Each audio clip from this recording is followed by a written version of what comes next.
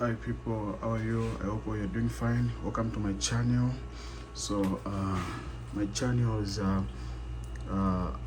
tutorials Abraham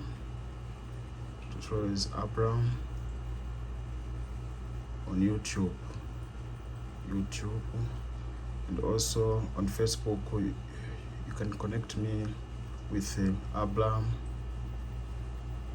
tutoring and consultants services. Yes. And also on Instagram, I'm found as a tutoring and consultants. Yes. So today I'm going to use a new series called lower respiratory tract infection. Pardon. So examples of lower tract respiratory tract infection: we got COPD, chronic obstructive pulmonary disease, which is divided into bronchitis and emphysema. We have pneumonias, very common. So today we'll be talking about pneumonias. We have bronchitis. We've already mentioned it. We have bronchiolitis. We have asthma. So in America we pronounce it as asthma, not asthma. Yes, TB. So what is pneumonia? So pneumonia is basically the inflammation of the air sac called the alveoli. Alveoli is a place for gas exchange. So let's quickly go to etiology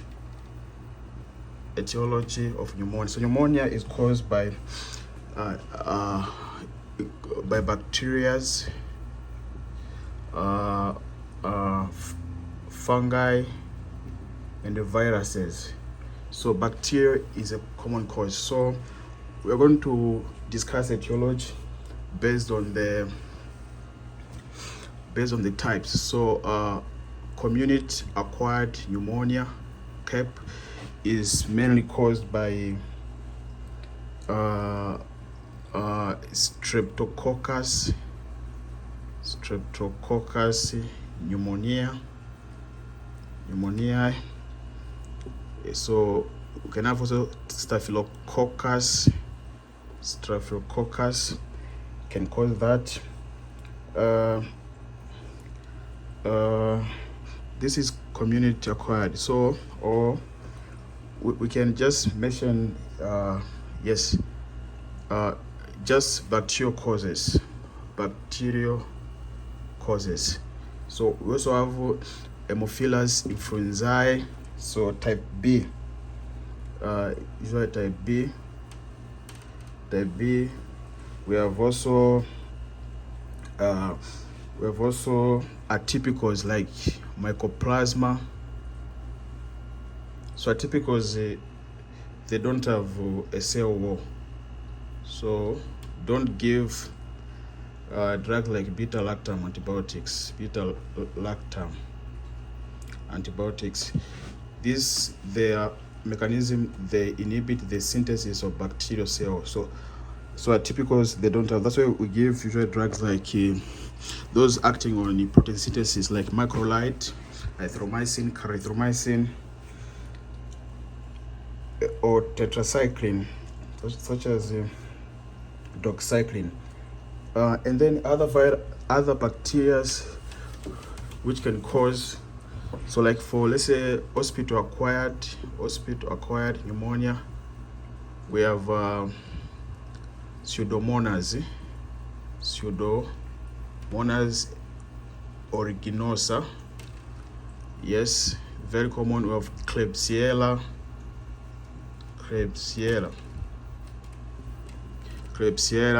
very common. This is for community acquired. Yes. So today I'm just going through the tips. Yes, so these are common viruses. So streptococcus, pneumonia, streptococcus pneumonia. This is a gram-positive organism. It's also known as pneumococcus. So this accounts for, I think, more than 70% of community-acquired pneumonia. Very important. So today we just go briefly. Yes, briefly. So we have to know these organisms. Very important. It helps us with management of pneumonia.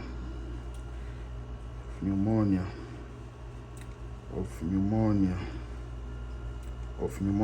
is very common, and also the other type of pneumonia which we have aspiration pneumonia.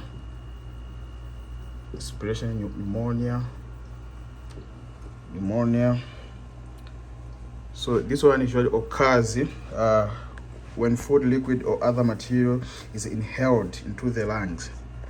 So, for example, food, maybe other liquids, when you inhale into the lungs. Sometimes bacteria are contained in those liquids.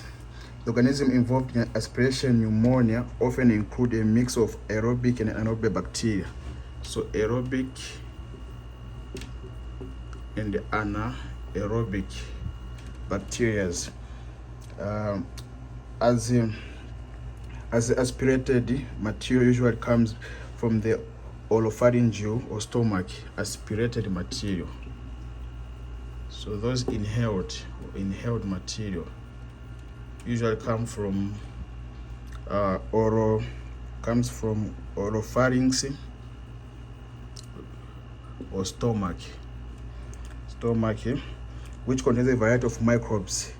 So examples, you have got aerobic, we have got Streptococcus pneumonia.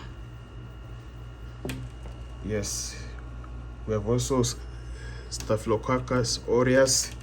We also have H. influenzae, even Klebsiella, and others. So this was all about bacterial etiology. So let's quickly go to viral. Let's quickly go to viral pneumonia. So viral pneumonia caused by virus. So often caused by influenza, viruses. And then we have also what is called respiratory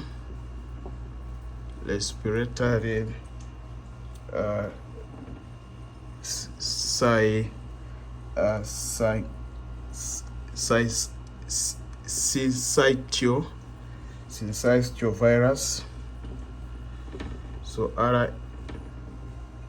and the coronaviruses, such as SARS-CoV-2, respiratory. Yes, this is responsible for causing COVID-19, causing pneumonias. And then we quickly go to fungi. So fungal pneumonia is basically caused by fungi like histoplasma,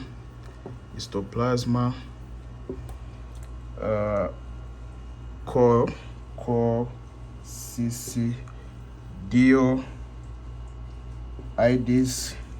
And then very important, I'm going to stress here, there's this is called pneumocystic girovic.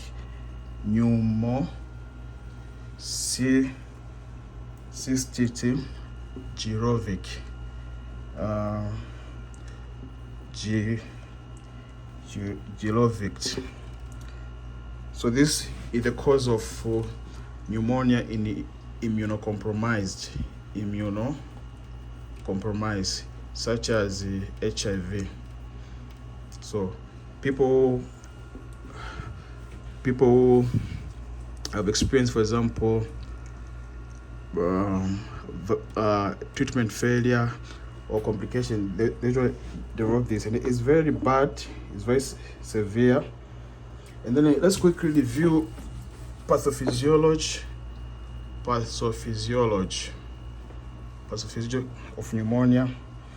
So the first step is inhalation of the pathogen,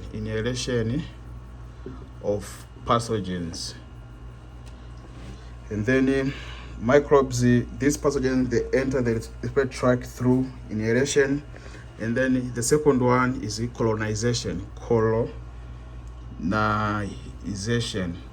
So pathogen colonize the alveoli and initiate an inflammatory disease. So they cause like kind of cell injury or damage. So to colonize comes from colonize. To colonize is to go somewhere, you establish yourself. Just imagine of colonialism. So after inhalation, this pathogen, they cause the damage of the local area, and as a result, there's an inflammatory response. Yeah. So number 3, we can talk of inflammation and immune response. Inflammation and the immune response. Yes. So cells like neutrophils,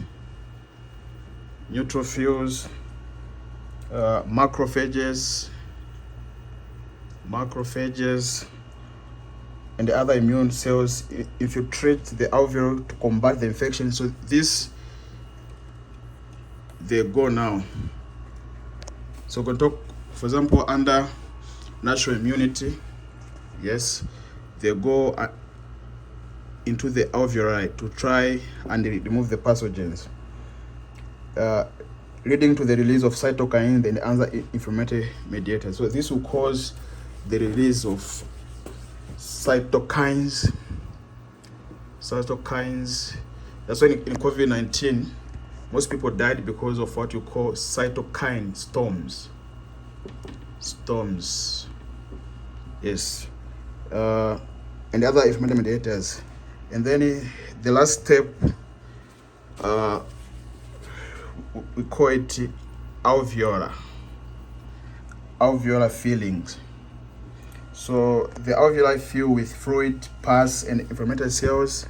So there's pus, inflammatory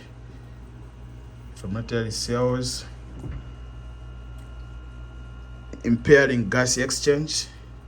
So it leads to impaired gas exchange,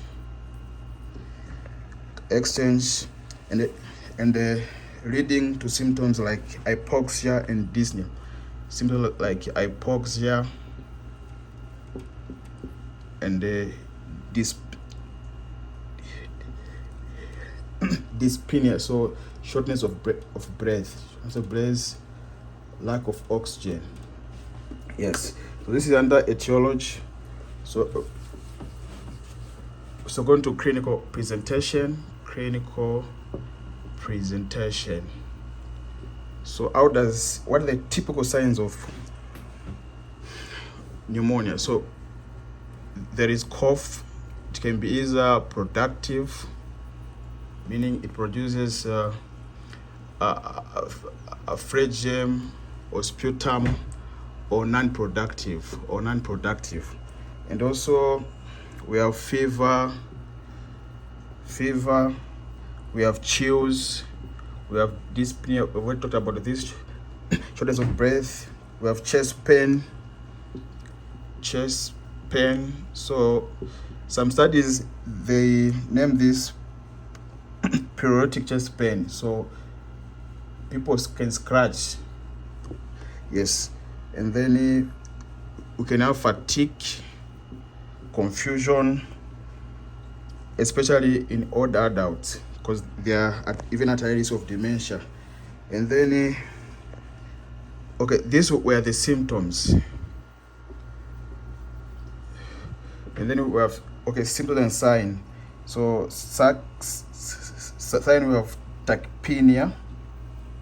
Under signs we have tachypnea, we have tachycardia, increased heart rate, tachycardia, decreased breath sound, clacos.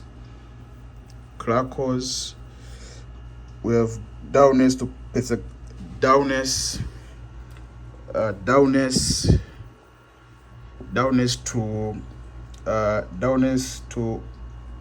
percussion,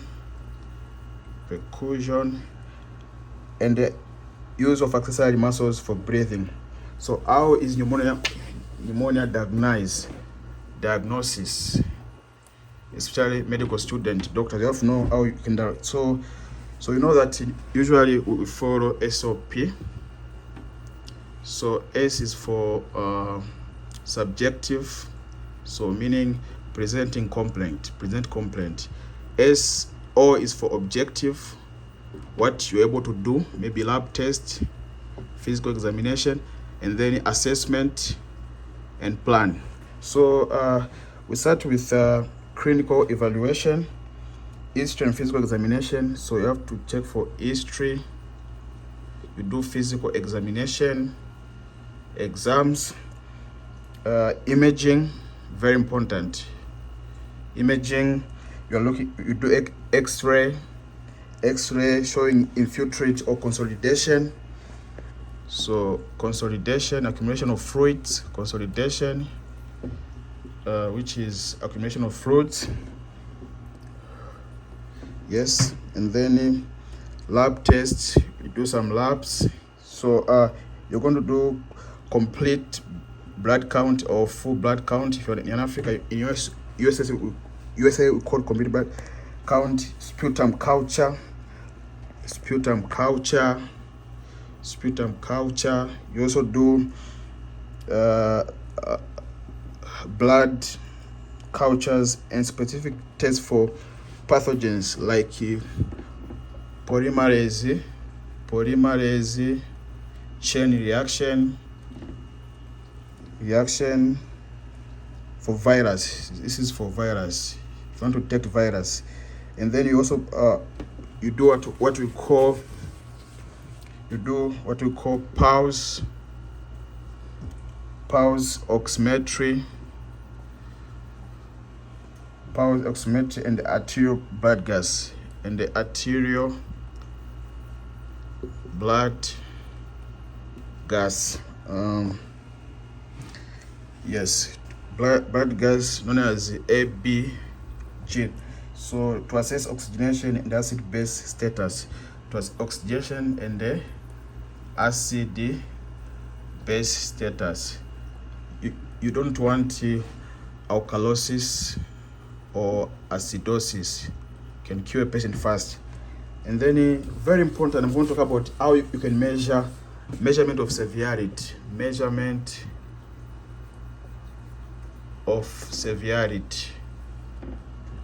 So severity, we use what we call CURB 65 score. So how does it work? C is confusion, and then U is urea. If it's above 7 millimole per liter or 20 milligram per deciliter. And then let's go to B. B is blood pressure.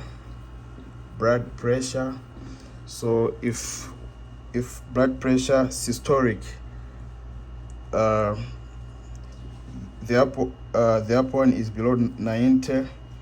So this is for systolic blood pressure, and if the down one is equal below 60, the systolic blood pressure.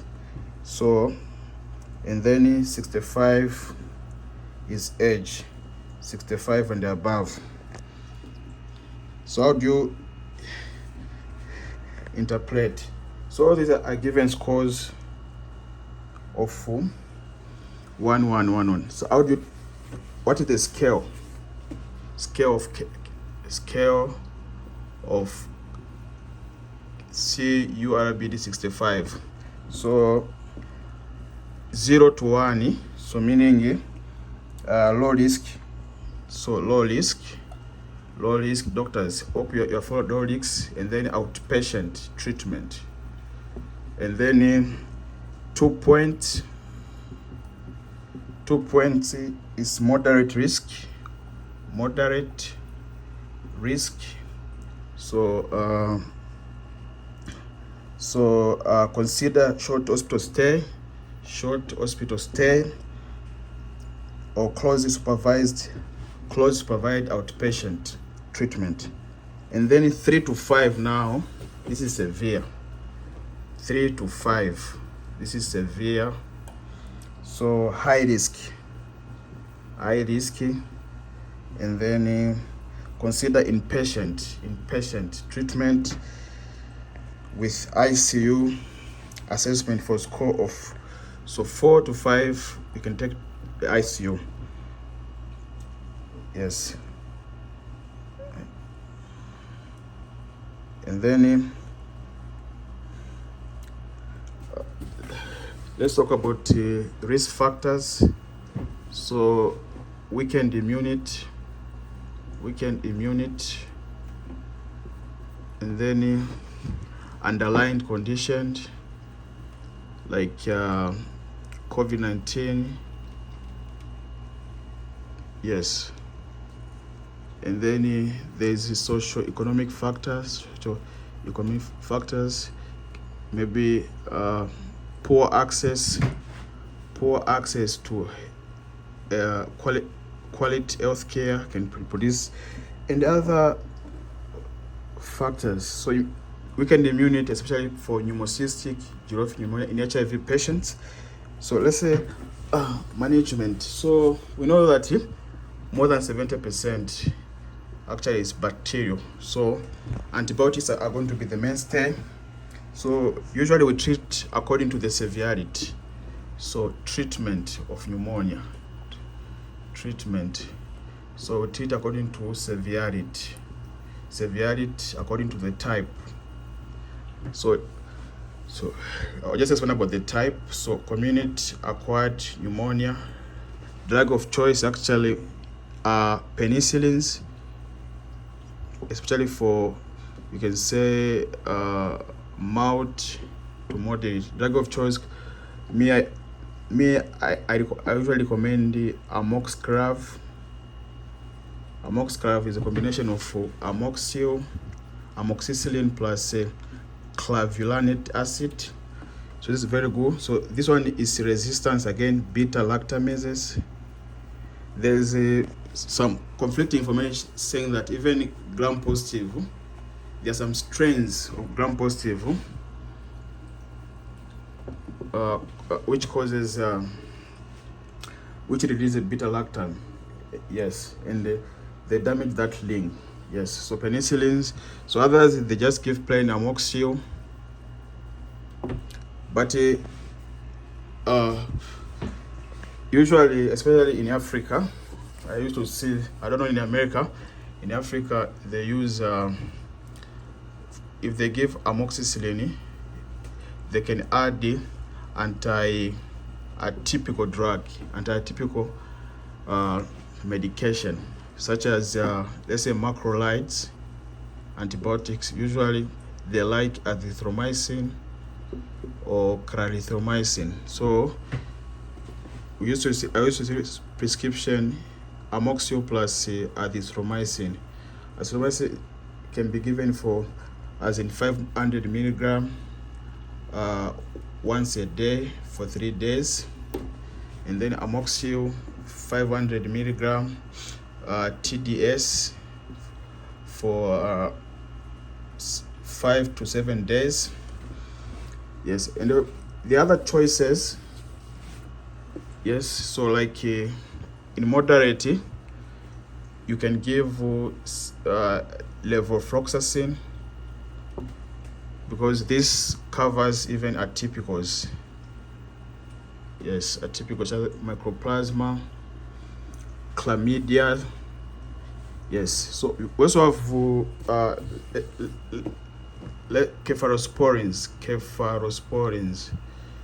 cephalosporins.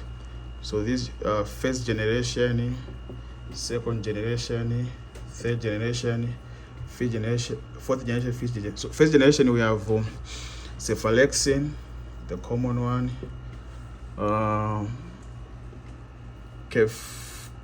Kefatonin, I'm not sure about this. So second, the common one is furoxime. Third generation we have ceftriaxone, we have cefotaxime, we have cefdini, yes, and others. Fourth, now we have levofloxacin. Yes, so community acquired, yes, like in mouth, you can give cefuroxime if the patient is able to take orally. So 500 milligram BD, 7 days. And then in severe, you can just give ceftriaxone. Other doctors, they love ceftriaxone combination plus sabactam. Yes, there's synergy for synergism. Yes, so ceftriaxone, you can start with 1 gram, just BD, yes, intravenous, and then observe the patient. For if it's ceftriaxone plus sabactam, you can start at 1.5 gram BD. Yes, so this is all about community acquired. And then for hospital acquired pneumonia, which is sometimes called as nosocomial. So maybe a patient was hospitalized for one disease and it tend to have another disease. So usually they start patient on IV. The drug of choice, for example, you know that one of the common organism is Klebsiella. So this respond to ceftriaxone. Okay, for taxing. So again, ceftriaxone is preferred because it has two excretory pathways. So one is biliary through the liver, then to feces. Also there's renal. Yes, so now cefotaxime is purely renal. It's only excited by renal. So already the patient is very ill, so that they prefer this. So, and also if there's organism suspect, if you have done culture, there's pseudomonas, you can give carbapenems such as imipenem plus cilastatin.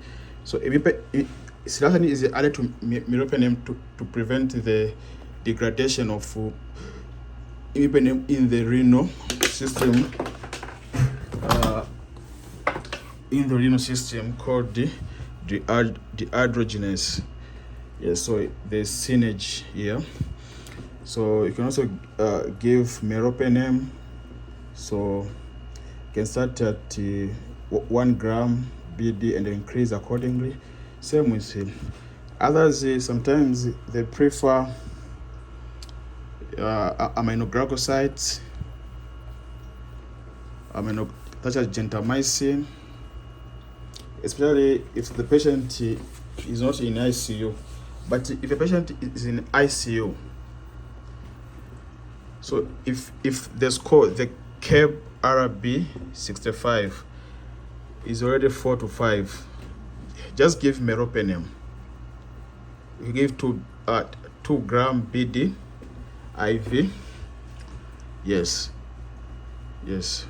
So if it's still in the main ward, is able maybe to talk, you can start with, because you are trying to prevent antibiotic resistance. So these are very strong antibiotics. So if this can't work, again, it can be a problem. So you have to preserve. So you can start at maybe gentamicin maybe 80 milligram TDS IV. Other doctors, they give 240 milligram start, and then they proceed to 80 milligram BD. And then yes, and then let's talk finally about the complication of pneumonia.